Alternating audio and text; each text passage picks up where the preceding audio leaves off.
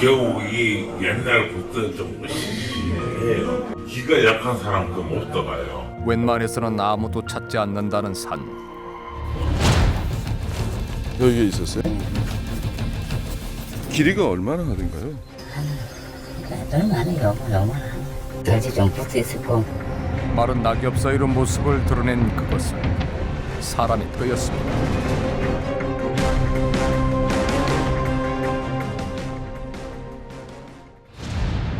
때는 지난 1월이었습니다. 소일거리로 약초를 캐기 위해 처음 이 산을 올랐다는 황 씨. 그런데 약초를 찾아 헤매던 중 갑자기 눈에 띄는 무언가가 있었다고 합니다. 마른 낙엽 사이로 모습을 드러낸 그것은 언뜻 봐도 약초는 아니었다고 합니다. 이렇게 있어. 짐승인지 알고 보면 처음에는 이제 무심고 이제 툭 쳐니까 사람 아차 직감이 이 짐승이 아니다는 것을 내가 느꼈지. 눈앞에 하얗게 모습을 드러낸 그것은 사람의 다리뼈였습니다.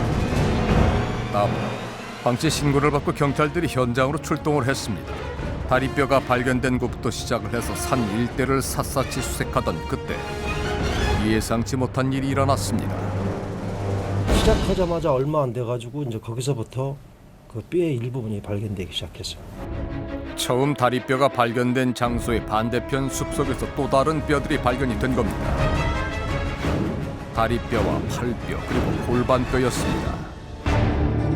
뼈들은 사방으로 흩어진 채 발견됐다고 합니다. 그런데 세 번째는 좀 달랐습니다. 1차와 2차로 발견됐을 때와는 달리 뼈가 땅속에 얕게 묻힌 상태였던 겁니다. 그곳에선 사람의 늑골과 두개골이 발견이 됐습니다. 그러니까 다리뼈가 처음 발견된 곳으로부터 70여 미터 떨어진 반대편에서 두 번째 뼈가 발견이 됐고 그곳에서 다시 500여 미터 내려온 곳에서 얕게 매장된 세 번째 뼈가 발견이 된 겁니다. 작은 야산에서 그것도 세 차례나 연쇄적으로 발견된 각기 다른 뼈들. 세 곳에서 수습된 뼈는 곧장 국립과학수사연구원으로 보내 감정을 받았습니다. 유골이 발견이 됐는데 이게 세 개가 발견되는 유골이 동일인의 것인지 일단 먼저 확인을 해야 되고 또 여기에서 또 그 외에 또 달리 또 신원을 확인할 방법이 있는지 그걸 확인하러 온 거예요. 그런데 감정 결과 뜻밖의 결과가 나왔습니다. 세 곳에서 발견된 85점의 뼈가 모두 한 사람의 것이라는 사실이 확인된 겁니다. 경찰은 무덤에서 뼈가 유실됐을 가능성을 계속 염두에 두었지만 현장에서 그런 흔적은 찾아볼 수 없었다고 합니다. 무덤에서 유실된 뼈가 아니라면 대체 뭘까? 답은 하나였습니다. 누군가에 의해 이곳에 유기된 겁니다. 무엇보다 매장된 상태로 발견됐던 세 번째 장소의 뼈가 그 사실을 증명하고 있었습니다. 사건은 생각보다 심각했습니다. 발견된 뼈의 일부분에서 인위적으로 절단된 흔적이 여러 곳에서 발견된 겁니다. 골반뼈하고 다리뼈, 그다음에 팔쪽뼈에서 훼손된 흔적이 있었습니다. 그 국과수 감정에는 톱 종류로 그래가지고 감정 결과가 나왔습니다. 하지만 현장에서는 백골의 신원을 확인할 만한 아무런 단서도 남아있지 않았습니다. 남은 건 뼈밖에 없었습니다. 그런데 뼈는 생각보다 많은 단서를 숨기고 있었습니다.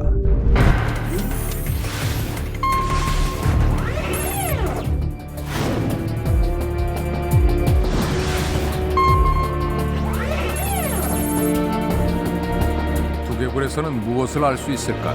전두골과 두정골이 봉합된 정도로 나이가 확인이 됐습니다. 마지막으로 대퇴부에서 채취한 DNA 감정 결과 혈액형은 A형이라는 사실이 밝혀졌습니다. 신원은 안 밝혀졌지만은 현재 우리가 알고 있는 거는 여성 A형, 신장은 161 플러스 마이너스 3.85, 연령대는 지금 40대 중반. 백골은 사망 시점이 1년 전후인 161cm 정도의 키에 A형의 혈액형을 가진 40대 여성으로 추정된다고 합니다. 하지만 신원을 특정할 만한 더 이상의 정보는 나오지 않았습니다. 거기엔 끔찍한 이유가 있었습니다. 가장 중요한 게 사람 손인데 우리가 최고 중요하게 생각하는 그 양쪽 손은 발견하지 못했습니다. 범인은 지문을 확인하지 못하도록 양쪽 손목을 모두 절단한 것으로 추정이 됩니다. 뼈만 남은 채로 세상의 모습을 드러낸 여인은 대체 누굴까? 그리고 누구에 의해 이토록 잔혹한 죽음을 맞게 된 걸까? 백골 시신이 발견된 야산은 마을의 토박이들조차 발들인 적이 없는 존재 자체가 생소한 산이라고 합니다. 오늘 거기서도 가보지도 않았어요. 말만 들었지. 몰라요. 저도 평양에 60년 가까이 살아도 그거를 가보지를 않았는 곳이에요. 웬만해서는 아무도 찾지 않는다는 산. 백골 여인의 시신은 외진 산 속에서도 구석진 편에 속하는 한 숲속에서 발견이 됐습니다. 아무도 모르는 이곳을 찾아와 시신을 유기한 범인. 우린 범죄 심리 전문가와 함께 사건의 윤곽을 그려보기로 했습니다. 전문가는 먼저 시신이 유기된 지리적 특징에 주목했습니다. 마을길을 지나서 들어와서 다른 사람이라면 전혀 예상도 못할 그런 으슥한 곳을 찾아 들어왔다는 것은 당연히 이 지역에 대해서 대단히 잘한다라고 볼 수 있는 거죠. 경상북도의 북동쪽 끝에 있는 울진군. 이곳에서도 잘 알려지지 않은 야산을 찾아올 정도라면 범인은 한마디로 지역 주민일 가능성이 크다는 겁니다. 더욱이 늦은 밤 가로등 하나 없는 시골길을 찾아온 것으로 보이는데 이 사실만으로도 분명 초행길은 아니라는 얘기가 됩니다. 범인에 대한 단서는 또 있었습니다. 바로 길 옆에다가 시신을 얕게 매장한 것. 반면 숲속에서는 시신을 매장하지 않고 유기만 하고 사라졌다는 점입니다. 가능한 멀리 또 깊게 시신을 유기하지 못한 사정이 있었던 걸까? 불안하고 쫓기고 있는 상태였다. 빨리 들키기 전에 시신을 유기해야 되겠다. 이런 것들이 이제 엿보이는 그런 유기의 상황이란 거죠. 그렇게 본다면 일단 좀 이 사건에서 범인의 이 심리를 본다면 차분하고 냉정하고 모든 것들이 아주 통제되고 조종된 상태는 아니다라고 볼 수 있는 거예요. 또한 범인은 피해자의 시신을 잔인하게 훼손했는데 여기서도 주목할 점이 있습니다. 신원 확인의 결정적 단서가 되는 열 손가락의 뼈와 아래 턱뼈를 의도적으로 훼손했다는 부분입니다. 그래서 그만큼 범인 입장에서는 피해자의 신원이 드러날 것에 대한 두려움이 자리 잡고 있는 것이고요.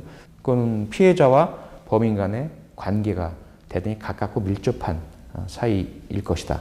자신이 범인으로 지목당할 것이라는 그런 어떤 인식 강하게 들기 때문에. 단서는 뼈의 절단면에도 있었습니다. 흔히 뼈를 집을 지을 때 쓰는 콘크리트와 같다고 비유하곤 합니다. 그만큼 단단하고 강하다는 얘기입니다. 그런데 피해자의 뼈에서 발견된 훼손 흔적은 10곳 이상. 게다가 모든 절단면의 결이 일정하고 매끄러운 상태였습니다. 단단하고 강한 뼈의 특성상 쉽게 이해되지 않는 부분입니다. 혹시 뼈의 절단면으로 범인에 대한 단서를 찾아낼 수는 없을까? 우린 30년 경력의 공부업자에게 도움을 구하기로 했습니다. 톱으로도 이렇게 자르지 않나? 턱은 안 된대.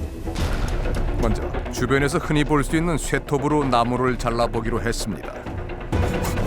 하지만 나무 하나를 자르는데도 상당히 많은 시간이 소요가 됩니다. 게다가 결이 일정하고 매끄러운 뼈의 단면과 달리 한눈에도 불규칙해 보입니다. 이번엔 전기톱이 나섰습니다. 수월하게 나무가 잘리는 반면 깨져버리겠네요. 그렇지. 옆에가. 전기톱으로 자른 나무의 절단면은 들쑥날쑥 상당히 거칠었습니다. 다음으로 등장한 것은 띠톱으로 불리는 기계톱입니다. 주로 금속이나 목재를 자를 때 사용되는 톱입니다. 생김새에 비해 상당히 조용한 데다 나무를 자르는 일 역시 가장 수월하게 끝이 납니다.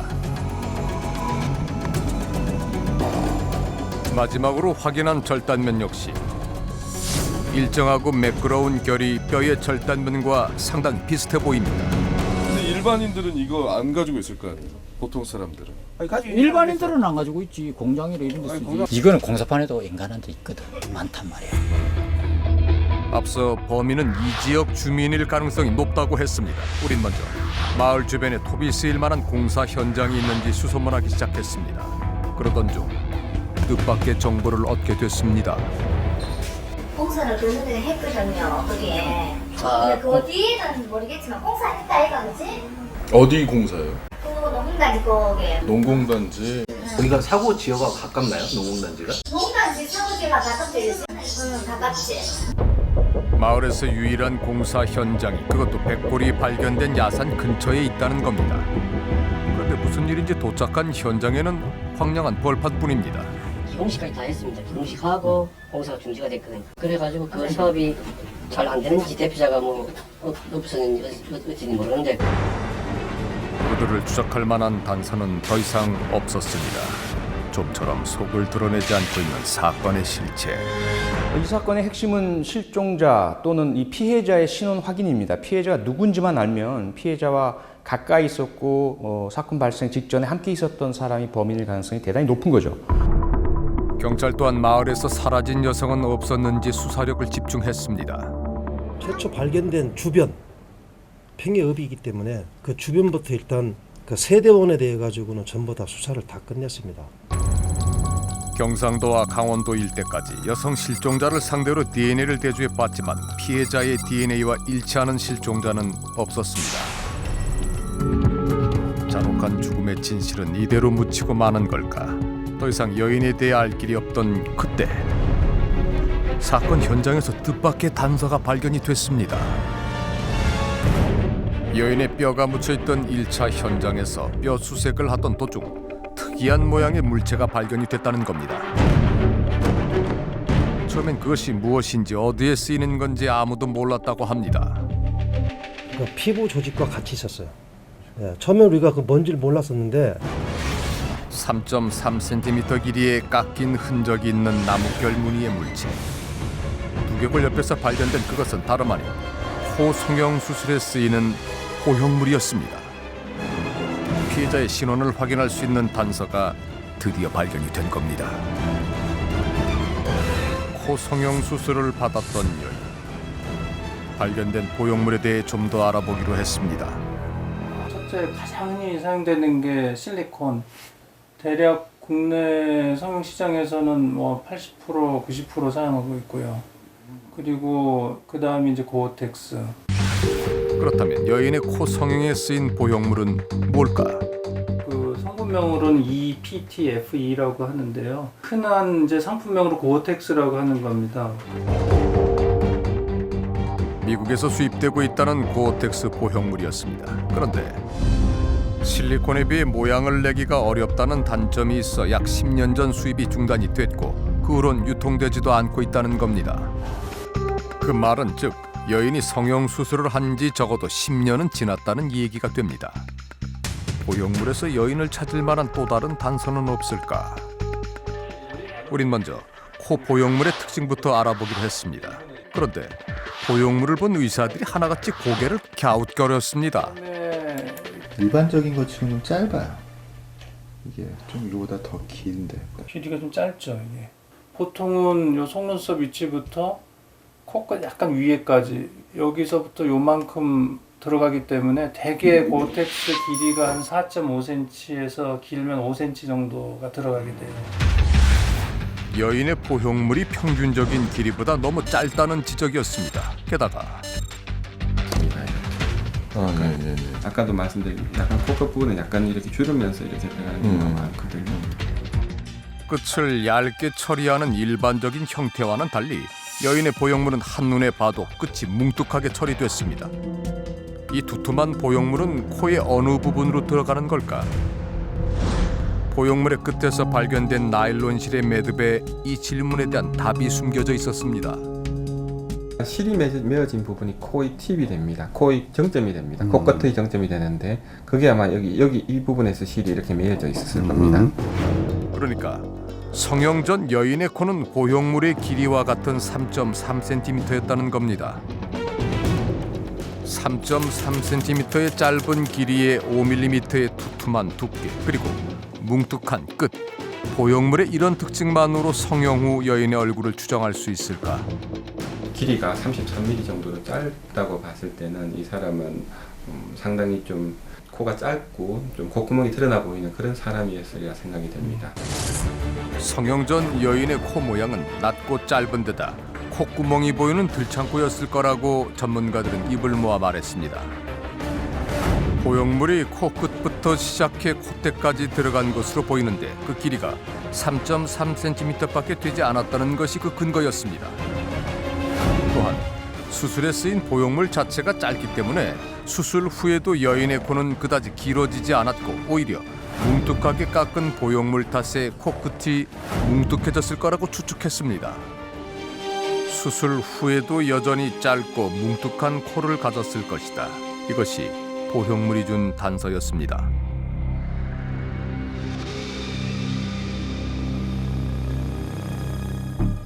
피해 여성의 얼굴을 복원하기 위해 먼저 두개골을 CT 촬영했습니다. 사람의 얼굴 생김새가 다 다른 이유는 그 속에 바탕을 이루고 있는 머리뼈의 모양이 다른 겁니다. 기본적인 그 나이 또래에 맞는 평균적인 눈, 코, 입을 만들어서 보편적으로 저희가 찾게 되는 것입니다. 평균적인 얼굴 생김새의 데이터 값을 입력해 얼굴을 복원해내는 것인데 복원해낸 얼굴은 실제 얼굴과 상당히 흡사한 수준입니다. 하지만 얼굴형을 가장 크게 좌우하는 아래턱이 훼손된 상태에서 얼굴 복원은 가능한 걸까? 가능성은 있죠. 하지만 말씀드렸듯이 아래 턱뼈까지 나와 있는 상태면 조금 더 정확한 얼굴형이 나올 것이고 또 하나의 관건은 성형 수술이었습니다. 설령 얼굴 재건에 성공한다 하더라도 그것은 성형 전의 얼굴이기 때문에 성형 후의 얼굴과 차이가 날 수 있다는 겁니다. 즉 포형물이 얼굴 재건에 큰 변수로 작용한다는 얘기입니다. 그런데 3D로 복원된 여인의 얼굴에서 새로운 사실이 발견이 됐습니다. 되게 이런 얼굴형, 이렇게 머리뼈를 갖고 있는 형들은 되게 보면은 코의 전체적인 길이가 길지가 않고 그리고 코뼈 구멍을 이렇게 보시면 상당히 넓은 편에 속합니다. 그러니까 도톰한 그런 코의 형이었다고 저희가 추측해 볼 수가 있겠죠. 성형수술 전 피해 여성은 코가 낮고 코끝이 도톰할 가능성이 크다. 성형외과 전문의들이 포용물을 보고 추정한 여인의 코 모양과 정확히 일치했습니다. 다음으로 전문의들의 자문대로 성형 후 달라진 코의 모양을 참고해 그에 맞게 영상도 성형해주는 것으로 코 작업은 마무리가 됐습니다. 훼손된 아래턱은 뼈 골격을 근거로 하여 복원시킨 뒤 대한민국 40대 여성이 가지고 있는 평균화된 피부 상태를 입혀주니 우리가 간절히 마주하고 싶었던 여인의 얼굴이 서서히 드러났습니다. 전체적으로 아주 갸름하게 떨어진 얼굴형은 절대 아니고 전체적인 위에 머리뼈를 봤을 때 각은 있지만 이 각 자체가 갖고 있는 것을 보면 아주 각이 뚜렷하게 발달되어 있던 분은 아닌 걸로 저희가 추측이 됩니다. 뼈만 남은 울진 백골 여인. 누가 언제 어떻게 살해하고 유기했는지 아직 밝혀지지 않았지만 발견된 85점의 뼈 조각들은 그녀의 죽음에 대해 무거운 증언을 시작하고 있습니다.